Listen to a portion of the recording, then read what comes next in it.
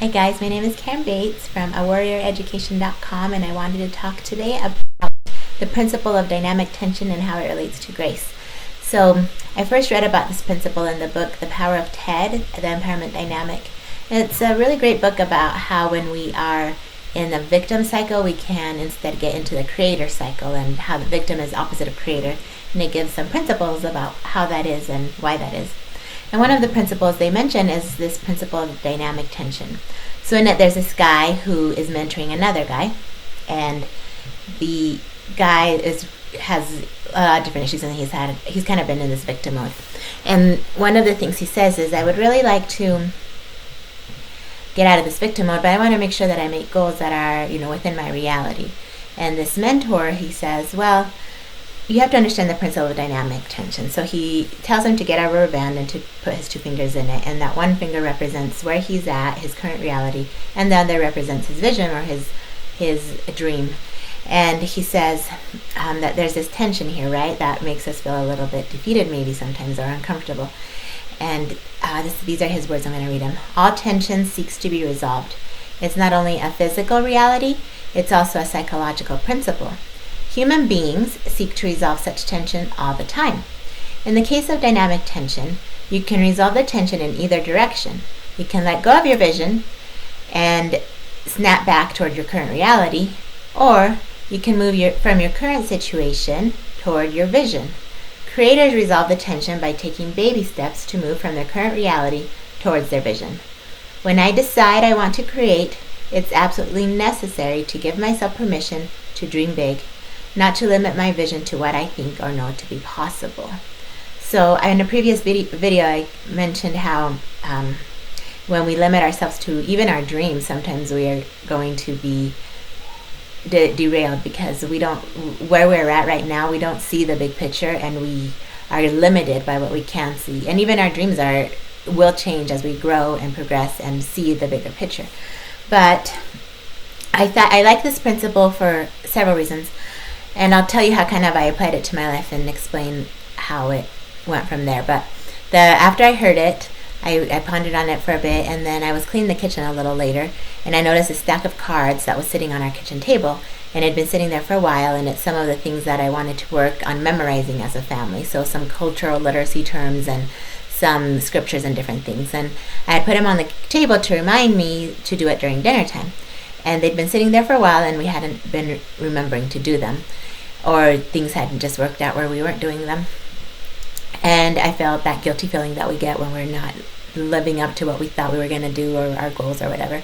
And then I remembered this principle I had just read about, and I thought, well, the cards are still there and the vision's still there, so it will slowly be getting pulled into it, as long as I don't just give up and say, never mind, it's not working, I'm not going to do it anymore, or because I feel so guilty and uncomfortable, right? And so that gave me some peace. And then I found myself thinking that several times when I would notice some of the goals that I had set that weren't quite getting done. And so that was nice. But then later, I came to think about how powerful this principle is as it relates to grace.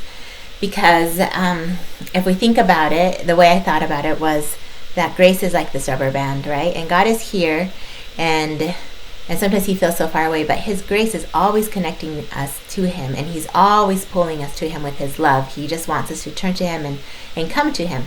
And we have the ability to do that at any time. But there's always this opposing force, right? There's this force that's trying to get us to go somewhere else, anywhere else, distracting us from that grace. And so when we focus on something else, we're being pulled in that direction. So there's always these two opposing forces, right? One's pulling us one way, one's pulling us the other. And we always have the power to choose where our focus will be.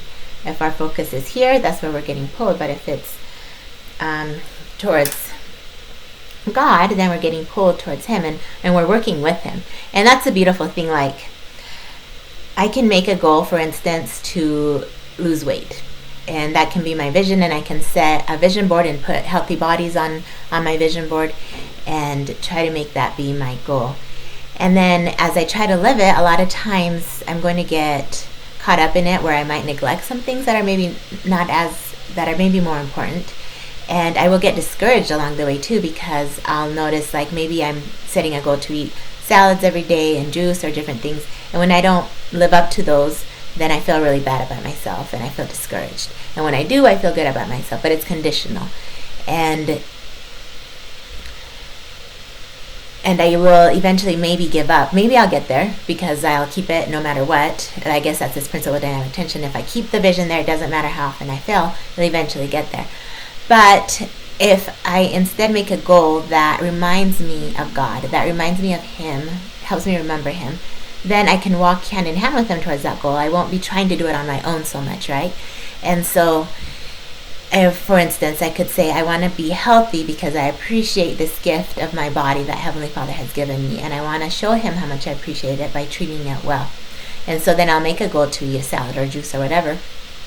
And when I'm doing well, I will thank Him and feel gratitude. When I don't do it, I'll ask Him for help, and I'll remember to ask for His insight and for how I can do better and be inspired in that way. And so either way, whether I'm failing or succeeding, I'm with Him. He's my partner as I'm walking toward that destination with Him. And so this connective power of grace is always available to us, and it always motivates us. It doesn't ever make us feel discouraged, because God's grace is always there, no matter where we're at, what we've done wrong, or how far we have to go. We're perfect in Him at that moment.